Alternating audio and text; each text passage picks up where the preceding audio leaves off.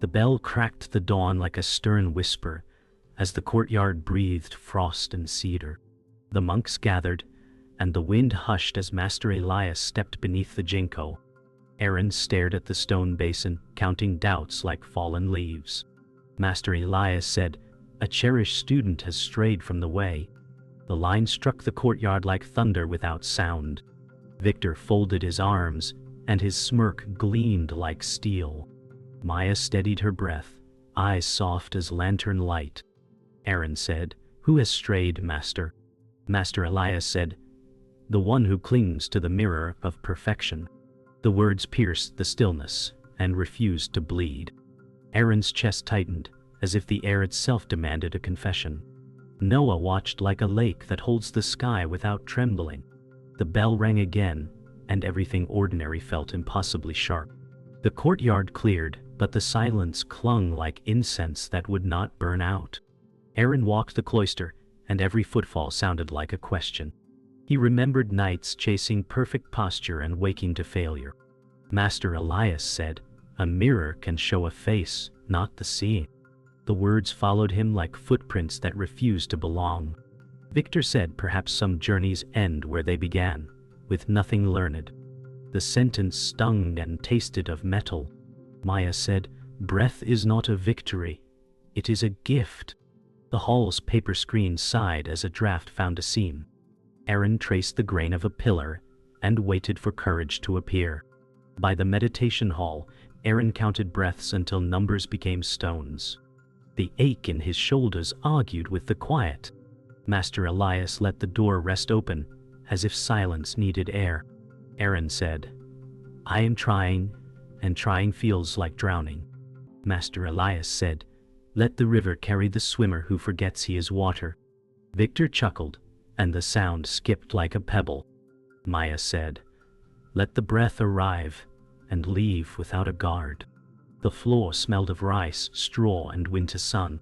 Aaron closed his eyes and felt the weight of wanting press into the bones.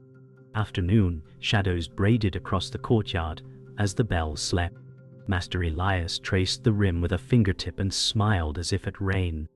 Aaron said, "If I have strayed, name the path." Master Elias said, "The path is what remains when the walker is absent."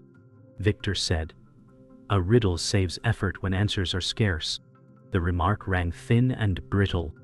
Maya said, "Some doors open when the hand stops knocking." Aaron felt pride break like thin ice under spring boots. The air brightened, and anger retreated without apology. Dusk arrived on quiet feet, and found them unprepared for its kindness. The sky bruised purple, and the lanterns woke like patient stars. Aaron said, "I do not know how to stop reaching." Master Elias said, "Let the hand forget its name." Victor turned away, but doubt clung to his shoulders. Maya said, "When you stop chasing, you can hear the ground sing." The wind scattered 2 ginkgo leaves and stitched them to Aaron's thoughts. He bowed, not as defeat, but as an answer he could finally hold. Night accepted the offering and closed the gate without sound. Aaron walked along the temple veranda as morning broke with a pale sun, its light muted by drifting clouds. Each plank beneath his steps creaked like a whispered reminder of his weight. His chest carried the ache of questions unanswered, like stones pressed into the ribs. Master Elias stood near the pond, his reflection split by ripples as koi stirred the surface. Aaron said, "I feel empty even when I breathe."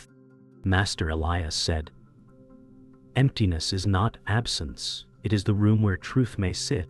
The words echoed without sound, threading through Aaron's doubts. Victor leaned against a post, voice sharp. "If emptiness were useful, we would all starve to wisdom." Maya said, "The cup that empties is the only one that can be filled." Aaron lowered his gaze and touched the rail, as if its grain could steady his tremor. The wind curled across the pond and tugged at his robe, urging surrender without force. Inside the meditation hall, silence carried weight sharper than iron. Master Elias placed a small stone on the mat and withdrew without explanation. Aaron sat before it, the stone rough and unmoving, yet it carried a mountain's burden in his eyes. He said, "What lesson lies in a stone?" His voice cracked like old wood. Master Elias said, "The stone teaches by not speaking, by being exactly what it is." Victor smirked near the doorway and said, "Perhaps the stone is wiser because it refuses to listen." Aaron clenched his hands, nails leaving half-moons in his palms. Maya's calm voice steadied the air, "Sit with it, not against it." The hall dimmed as the shoji filtered pale light, turning dust into quiet galaxies. The weight of the stone pressed into Aaron's mind until it felt heavier than the earth itself. Hours bent into stillness, yet Aaron's spine screamed in defiance. Each breath stumbled over the next, like stones tumbling downhill. The stone mocked him, its silence heavier than any word. He whispered, "I fail even at stillness." Sweat darkened the cloth near his collarbone. Master Elias's voice drifted through the hall. "A mirror cracked still shows the sky." Victor's laughter cut sharp. "Your sky is nothing but broken glass." Aaron's chest burned, and his pride begged to flee the hall. Maya whispered, "Stay, Aaron. Even broken glass shines when the sun is low." The dust swirled in golden shafts, as if the room itself wanted to cradle his fatigue. He pressed his palms to his knees and fought to remain, though surrender threatened to claim him whole. The task became a prison by afternoon, walls closing in as shadows stretched across the floor. Aaron's breaths were jagged like torn paper. He whispered, "I cannot break this stone." Master Elias stepped closer, his face unreadable, and said, "You are not asked to break it, but to see it." Victor shook his head with disdain. All this for a pebble when the world outside grows rich with real work. Aaron's heart twisted as though the stone grew into a boulder crushing his chest. Maya said, "The stone rests, not because it is strong, but because it needs nothing." Silence drowned them all for a moment, leaving Aaron with only the echo of his pulse. He closed his eyes, letting the world press him into its stillness. The tone did not change, yet something in him quivered toward surrender. Evening fell and drew fire into the lanterns, their glow pooling like warm breath across the mats. Aaron sagged, his back bent, yet he had not abandoned the stone. His voice was raw. "It will not move." Master Elias said, "The mountain never moved either, but it still carried the dawn." Victor muttered, "And the dawn fed no hunger, nor warmed any hand." Aaron's lips trembled, yet he remained. Maya said, "You were not asked to carry it, only to see what it reflects." The lantern hissed, and the air smelled faintly of oil and straw. Aaron finally breathed without demand, chest loosening as if a thread had been cut. In the unchanging stone, he began to sense a faint whisper of peace. For the first time, the silence felt less like punishment and more like refuge. Aaron rose before dawn and found the veranda rimmed with frost like careful handwriting. The world felt narrow, and each breath scraped his throat. Master Elias stood at the steps as if carved from the hour. Aaron said, "My effort grows teeth and bites me." Master Elias said, "Effort is a rope, but you hold the noose."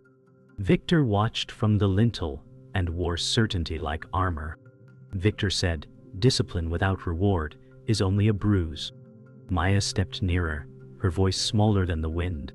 Maya said, "Let the rope become a path underfoot." The bell slept, and sparrows stitched thin notes across the sky. Aaron touched the rail, and his pulse answered with restless drums. He wanted thunder to split him and spill the ache onto the stones. Nothing obliged but the pale sun rising like a patient question.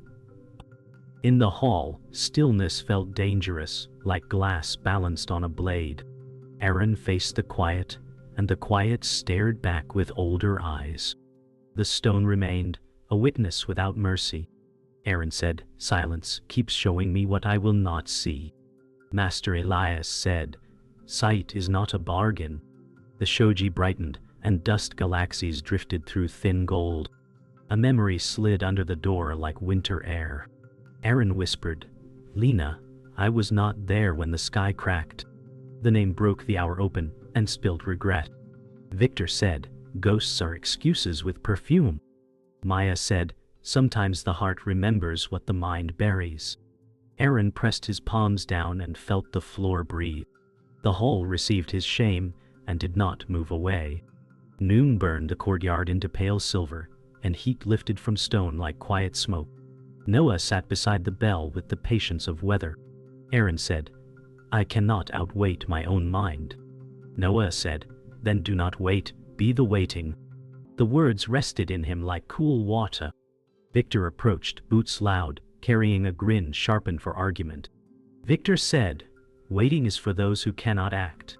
The bell's shadow crawled and measured their doubts. Maya said, action without seeing is a wheel without ground. Aaron stared into the basin and found his face arguing with ripples. He wanted to answer and found only breath. The day leaned forward, and the stone inside him leaned back. Clouds gathered and turned the afternoon into a room with the lights dimmed. Master Elias walked the gravel path, each step a soft answer. Aaron said, if I am the one who strayed, how do I return? Master Elias said, return from where you never left. The sentence unhooked the sky and let it fall open. Victor said, words that circle never land. Maya said, a bird rides wind without tracking its footprints. Aaron felt pride thrash like a netted fish. He let it tire against the quiet that Elias carried. The wind lifted gravel's scent and folded it into the moment. Nothing changed, yet the path under his feet widened by a breath. Evening pooled in the cloister like ink, and lantern halos swam on the screens. Aaron stood with the stone cupped in his gaze rather than in his hands. He said, I keep trying to win what cannot be won. Master Elias said, the sea does not win the shore, it meets it. Victor said, and what does meeting buy us in winter? Maya said, warmth is not bought, it is noticed. A slow calm unknotted his breath and sent it back simple. He bowed to the hour and did not ask for applause. Somewhere a cricket practiced one note until it felt true. The night accepted his surrender and made no announcement. In the unchanging quiet, something finally moved where no hand could reach. Dawn broke with reluctant gold spilling over the tiled roofs, yet Aaron's chest held only the stone weight of defeat. He sat before the meditation hall, palms open as if they could no longer hold anything. His breath trembled, each inhale a brittle reed. Master Elias stepped from the shadows and said, you chase answers like a bird hunting its own shadow. Aaron said, I see only failure, and it multiplies in me. Victor said, then stop pretending and accept you are lost. Maya whispered, lost paths sometimes lead to clearings. The bell remained mute, but the silence deepened like water filling a well. Aaron pressed his forehead to the cold wood floor, and the world above him seemed to vanish. In surrender the ache felt sharper, but in its edge was something strangely soft. Mid-morning brought a stranger in tattered blue robes, his eyes shifting like wind on water. The figure paused at the gate, neither invited nor turned away. Aaron lifted his head and stared as if looking at an echo. The man said, truth hides in plain sight, but you polish glass, hoping for gold. His voice cracked like old bamboo, yet it stirred the air into tremors. Master Elias did not move, but his stillness was permission. Victor scoffed, another riddle to add to the pile of useless verses. Maya said, sometimes the visitor brings the question we did not ask. Aaron whispered, who are you? The man smiled without warmth and said, I am the silence you try to strangle. He vanished into the mist as though he had never been. Afternoon light spilled into the hall, carving shadows like questions across the floor. Master Elias placed his hand on the stone, and his eyes held Aaron without blinking. Master Elias said, this stone was never the trial, only the mirror. Aaron said, then all this pain was only my own hand pressing harder. Victor frowned, his voice brittle. You call failure a mirror, and expect wisdom to appear. Maya said, even broken glass shows light. Aaron felt something crack, not in the stone but in the shell he had built around himself. His shoulders trembled as if the weight had been his alone all along. The hall breathed with him, walls pulsing with the quiet rhythm of realization. Outside, wind lifted a single ginkgo leaf and carried it through the open door. Aaron lifted the stone at last, not with strength but with loosened breath. It felt lighter than the sorrow he had wrapped around it. He said, "It was never heavy, only I was." Master Elias said, "The hand that clings builds the weight it fears." Victor turned his head aside, yet his jaw tightened like stone cracking. Maya said, "You are not broken, only shedding the pieces that were never you." The hall seemed brighter, though the lanterns remained unlit. Aaron's chest opened as if air had returned after years of drought. He set the stone down gently, no longer an enemy but a companion in stillness. The silence that followed was not empty, but alive, carrying the pulse of acceptance. Evening stretched violet across the temple grounds, and lanterns flickered awake with golden halos. Aaron walked outside, his steps unhurried, his gaze softer than the sky. He said, "I was never asked to be perfect, only present." Master Elias said, "Perfection was the mask you wore to hide your seeing." Victor stood apart, silence heavy where mockery had lived. Maya said, "The mask falls and the face breathes." Aaron's chest felt empty, but this emptiness no longer hurt. It welcomed. The bell's shadow lengthened, yet it did not threaten. In the hush, Aaron smiled for the first time without force. The temple breathed with him, its silence a hymn without sound. The night descended, not as an end, but as a promise of unseen dawns. Night yielded slowly as Aaron collapsed near the bell, his knees sinking into frost-dark stone. His chest shook with a storm that would not break. He whispered, "I cannot carry this silence." The air clung to him, heavier than the stone ever was. Master Elias stood near, robes unmoving as if the wind feared to touch him. Master Elias said, "The silence is not yours to carry, it carries you." Victor scoffed, but his voice cracked, carried into what? Emptiness that eats itself. Maya stepped closer and said, "Peace does not consume, it holds." Aaron bent forward until his forehead kissed the stone floor, surrender rising like smoke from a fire gone to ash. For the first time, his tears did not sting but softened his breath. In breaking, he touched something whole. The hall was hushed, lanterns guttering as if afraid to interrupt. Aaron sat with his palms open, tears drying into salt maps. He said, "I have lost all ground beneath me." Master Elias said, "Ground is the lie you carried, now you float." The words sank into the walls like water into paper. Victor muttered, "Floating is only another word for drowning." Maya said, "The river holds even those who stop fighting." Aaron's body trembled but did not resist the weightlessness. His breath, once jagged, now fell in quiet circles. The silence grew vast, like a sky inside his chest. He bowed to it, not to conquer but to let it remain. For the first time, surrender did not feel like defeat, but like returning. Noon blazed white across the courtyard as Aaron lifted his gaze. The stone sat unmoved, yet it no longer threatened him. He whispered, "It was me who chained myself." Master Elias said, "Chains break when the prisoner walks away." Victor crossed his arms tighter, his mouth silent, though his eyes betrayed unrest. Maya said, "The cage was never locked." Aaron breathed deeply, and the air entered without permission, without restraint. His shoulders fell, and the world seemed to widen like a door left ajar. The sparrows circled overhead, their wings stitching the sky into music. Aaron smiled faintly, not at triumph, but at stillness. The moment carried him as if he had always been here. Afternoon shadows drew long lines, crossing Aaron's path like quiet invitations. He whispered, "In the breaking, I found stillness." Master Elias said, "Stillness was always waiting for you to stop running." Victor leaned against a pillar, his face half hidden, and for once said nothing. Maya said, "Peace enters the room when the door is left open." Aaron's chest rose with a slow, steady breath that carried no demand. The air hummed with a clarity that silenced even the bell. The gravel at his feet seemed less heavy, each stone a friend instead of a weight. He stood, no longer trembling, and the hall brightened, though no torch had been lit. His eyes reflected the sky, not as something to reach, but as something he already belonged to. Dusk came with lanterns trembling in the wind, but Aaron's breath was steady as stone. He said, "I chased the sky, and found it sitting inside me." Master Elias said, "Now you see without looking." Victor lowered his gaze. Words abandoned him for the first time.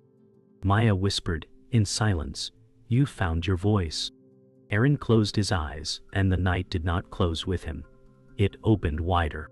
He felt no need to hold, no urge to resist.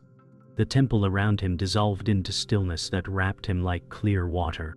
He bowed not to stone or master, but to the truth uncovered within his chest. The world seemed new, yet it was the same, and that sameness was enough. The bell's shadow stretched, carrying his awakening into the night. Dawn found the temple rinsed in quiet, and Aaron walked the garden paths without hurry.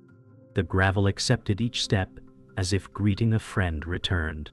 Master Elias joined him, a shadow beside a shadow that did not chase. Aaron said, "Peace feels simple, and I fear losing it." Master Elias said, "Peace does not belong. It visits where doors stay open." The wind combed the bamboo and stitched the air with soft threads. Victor lingered at the gate, his eyes restless but less sharp than before. Victor said, "If peace costs pride, the price is heavier than gold." Maya said, "Gold cannot warm the hand that will not open." Aaron breathed and felt the breath arrive, without effort. He let silence pass through him like light through water. The morning did not announce him, and that felt finally right. In the kitchen yard, steam rose from a pot and folded into the air like gentle vows. Aaron ladled rice, and felt the ordinary reveal, a bright seam. He said, "Work tastes sweeter when I stop trying to own the hour." Master Elias said, "Service is the bowl that never empties when shared." Victor reached for a ladle and paused as if meeting a mirror. Victor said, "Perhaps hunger argues less with simple food." Maya smiled, and the steam braided their breaths into one ribbon. The sparrows quarreled over crumbs and forgot to be wise. Aaron laughed, and the sound landed softly without echo. The day wore no crown, and still it shone. He washed the bowl and found the sky in the water's skin. By noon, the meditation hall breathed like a sleeping animal. Noah waited with a patience that felt older than weather. Aaron said, "I kept wrestling the river and named the struggle devotion." "Noah," said devotion, "is the river when the swimmer stops." The floor held their weight as if weight were a rumor. Victor stood in the doorway and did not interrupt his own quiet. Maya said, "When the heart unclenches, the mind learns to listen." A bellfinch sang once and believed it was enough. Aaron closed his eyes and did not pursue the song. He let the note dissolve and found that it remained. The hour ended and nothing was lost. Clouds gathered and drifted apart, as if rehearsing a gentler storm. Aaron swept the cloister and watched the broom write temporary poems. He said, "I once hunted meaning and gathered only noise." Master Elias said, "Meaning walks in when you stop inventing doors." Victor stepped beside him and took another broom without comment. Victor said, "The floor prefers action to argument." Maya said, "Even silence hums when many hands agree." The cloister brightened under their small weather of care. Aaron felt the breath return like a bird that had never left. He let gratitude arrive without ceremony. The wind entered and found nothing to correct. Dusk unrolled violet cloth across the courtyard, and lanterns answered with patient fire. Aaron stood by the bell and felt no demand to ring or refuse. He said, "What remains when wanting sleeps feels like home." Master Elias said, "Home is the room where you meet the next breath." Victor lowered his gaze, and the armor of wit slid quiet from his shoulders. Victor said, "Perhaps I argued to avoid hearing this." Maya said, "Listening is the gate that was never locked." The ginkgo let fall a single leaf, and it did not hurry the earth. Aaron bowed to the hour, as if greeting a friend arriving without luggage. The night accepted his nod and widened. Nothing rose to be won, and nothing fell to be saved. The horizon blushed with the last light as Aaron stood on the ridge above the temple. He said, "The sky no longer feels far." Master Elias said, "Because you no longer measure distance." Victor lingered behind, silence softening his jaw. Maya said, "When the heart opens, every step is close." The wind lifted Aaron's robe and scattered dust like stars across the path. His chest was steady, no hunger chasing, no fear resisting. The world did not change, yet his seeing had become new. He bowed not to the sky, but to the stillness within.